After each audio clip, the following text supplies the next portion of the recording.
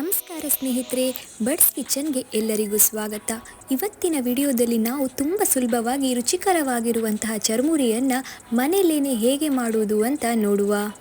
ಇವತ್ತಿನ ವಿಡಿಯೋದ ವಿಶೇಷತೆ ಏನಂದರೆ, ಇವತ್ತು ಚರ್ಮುರಿಯನ್ನು ನಮ್ಮ ಮನೆಯವರು ಅಂದರೆ ನನ್ನ ಹಸ್ಬೆಂಡ್ ಮಾಡ್ತಾರೆ. ನಾನು ಅದನ್ನು ಯಾವ ರೀತಿ ಮಾಡೋದು ಅಂತ ತೋರಿಸ್ಕೊಡ್ತೀನಿ. ಮೊದಲಿಗೆ ನಮಗಿಲ್ಲಿ ಚರ್ಮುರಿ ಮಾಡಲಿಕ್ಕೆ ಬೇಕಾಗುವಂಥದ್ದು ಮಂಡಕ್ಕಿ. ನಾನಿಲ್ಲಿ ಒಂದು ಫುಲ್ ಕಪ್ ಆಗುವಷ್ಟು ಮಂಡಕ್ಕಿಯನ್ನು ತಗೊಂಡಿದ್ದೇನೆ. ಹಾಗೆಯೇ 1 ಅಥವಾ 2 ಟೊಮೆಟೊ, ನೀರುಳ್ಳಿ, 1-2 ಹಸಿಮೆಣಸು, ಸ್ವಲ್ಪ ಕೊತ್ತಂಬರಿ ಸೊಪ್ಪು, ಅರ್ಧ ಲಿಂಬೆಹಣ್ಣು, 1 ಅಥವಾ 2 ಕ್ಯಾರೆಟು, ಖಾರಕ್ಕೆ ಬೇಕಾಗುವಷ್ಟು ಖಾರದ ಹುಡಿ ಅಂದರೆ ಮೆಣಸಿನ ಹುಡಿ, ಉಪ್ಪು, ಅರಿಶಿಣ, ಹಾಗೆ ತೆಂಗಿನೆಣ್ಣೆ. ಮೊದಲಿಗೆ ನಾವು ಟೊಮೆಟೊವನ್ನು ಸಣ್ಣ ಸಣ್ಣದಾಗಿ ಕಟ್ ಮಾಡ್ಕೊಳ್ಳೋಣ. ಟೊಮೆಟೊವನ್ನು ಚಿಕ್ಕ ಚಿಕ್ಕದಾಗಿ ಕಟ್ ಮಾಡಿಕೊಂಡು ಒಂದು ಬೌಲ್ನಲ್ಲಿ ತಗೊಂಡಿದ್ದೇನೆ. ಈಗ ನಾವು ನೀರುಳ್ಳಿಯನ್ನು ಸಹ ಅದೇ ರೀತಿ ಸಣ್ಣ ಸಣ್ಣಕ್ಕೆ ಕಟ್ ಮಾಡಿಕೊಳ್ಬೇಕು. ನೀರುಳ್ಳಿಯನ್ನು ಸಣ್ಣ ಸಣ್ಣಕ್ಕೆ ಕಟ್ ಮಾಡಿದ ನಂತರ ಕ್ಯಾರೆಟನ್ನು ನಾವು ತುರಿದಿಟ್ಕೊಳ್ಬೇಕು.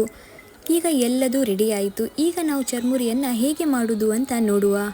ಮೊದಲಿಗೆ ನಾನಿಲ್ಲಿ ಒಂದು ಪಾತ್ರೆಗೆ ಕಟ್ ಮಾಡಿ ಇಟ್ಕೊಂಡಿರುವಂತಹ ಟೊಮೆಟೊ, ತುರಿದಿಟ್ಟಿರುವಂತಹ ಕ್ಯಾರೆಟ್, ಹಾಗೆ ಕಟ್ ಮಾಡಿ ಇಟ್ಕೊಂಡಿರುವಂತಹ ನೀರುಳ್ಳಿಯನ್ನು ಸೇರಿಸ್ಕೊಳ್ತಾ ಇದ್ದೇನೆ. ಈಗ ನಾವು ಸಣ್ಣಕ್ಕೆ ಕಟ್ ಮಾಡಿ ಇಟ್ಕೊಂಡಿರುವಂತಹ ಹಸಿಮೆಣಸಿನ ತುಂಡನ್ನು ಸಹ ಅದಕ್ಕೆ ಸೇರಿಸಬೇಕು.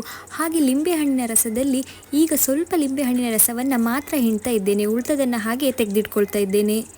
ಇನ್ನು ರುಚಿಗೆ ಬೇಕಾಗುವಷ್ಟು ಉಪ್ಪು, ಹಾಗೆ ತೆಂಗಿನೆಣ್ಣೆಯನ್ನು ಸಹ ಒಂದು 3-4 ಚಮಚ ಆಗುವಷ್ಟು ಸೇರಿಸ್ಕೊಳ್ತಾ ಇದ್ದೇನೆ.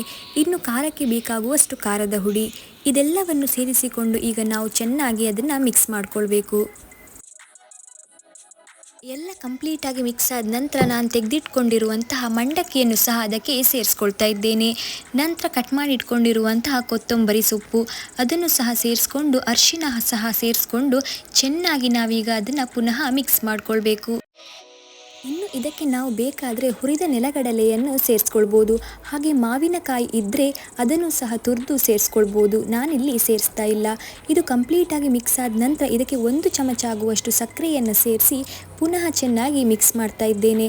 ನೋಡಿದ್ರಲ್ಲ ಸ್ನೇಹಿತರೆ, ತುಂಬ ಸುಲಭವಾಗಿ ನಾವು ಜಾತ್ರೆಯಲ್ಲಿ ಸಿಗುವಂತಹ ಚರ್ಮುರಿಯನ್ನು ಮನೆಯಲ್ಲೇನೆ ಮಾಡಿದ್ದೇವೆ.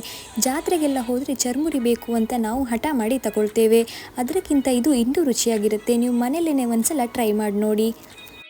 ಇದು ನಮ್ಮ ಮನೆಯವರು ಮಾಡುವಂಥ ಚರ್ಮುರಿ. ತುಂಬ ಸುಲಭವಾಗಿ ನಾವಿದನ್ನು ಮಾಡ್ಬೋದು. ನೀವು ನನ್ನ ಚಾನಲ್ನ ಮೊದಲನೇ ಬಾರಿಗೆ ನೋಡ್ತಾ ಇದ್ದರೆ ಪ್ಲೀಸ್ ಸಬ್ಸ್ಕ್ರೈಬ್ ಮಾಡಿಕೊಳ್ಳಿ. Thank you friends.